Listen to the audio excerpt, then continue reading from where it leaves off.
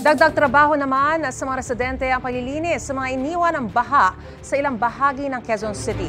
Ngayon ang balita live si Bea Pinlac. Bea, gaano kakapal ang mga basura? Basura ba o mga putik?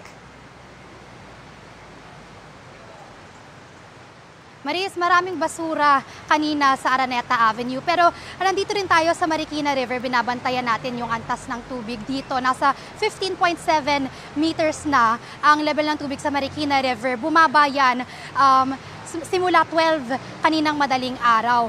Mula second to first alarm na lang ang ilog dito. Ibig sabihin niyan ay kailangan nakaredy pa rin ang mga residente rito sakaling kailanganin nila na lumikas. Balik tayo dun sa Araneta Avenue. Sa ilang bahagi ng Quezon City kahapon o kagabi ay binaha kaya ang mga residente talagang todo linis na. Hindi na bago sa mga residente ng Barangay Tatalon sa Quezon City ang baha. Ang ilan sa kanila, ganito na ang kinalakihang buhay.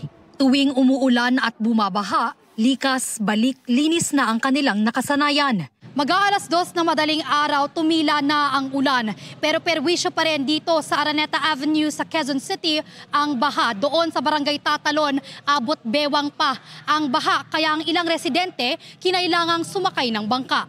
Makalipas ang ilang oras, unti-unti nang humuhupa ang baha.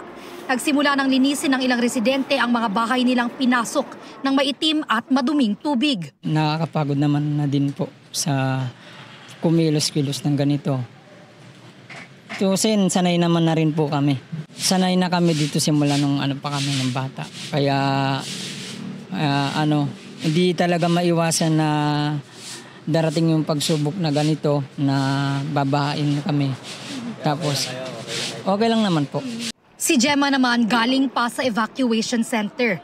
Nilusong na niya ang baha para makapagsimula ng maglinis bago umuwi mamaya ang mga batang kasama niya sa bahay. Bahain daw talaga sa lugar nila, kaya kabisado na nila ang gagawin tuwing masungit ang panahon. Pag umulan, alam naman namin kalakaran, mabaha.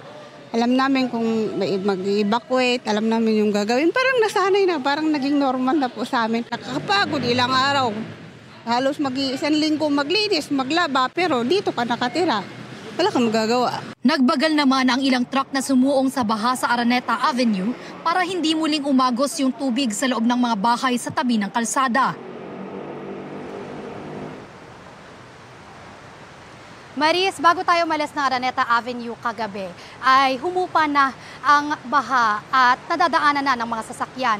Balik tayo rito sa Marikina River. Kumpara sa kagabi ay mas kalmado na ang agos ng tubig dito. Yan muna ang latest mula rito sa Marikina. Bea Pinlac para sa GMA Integrated News.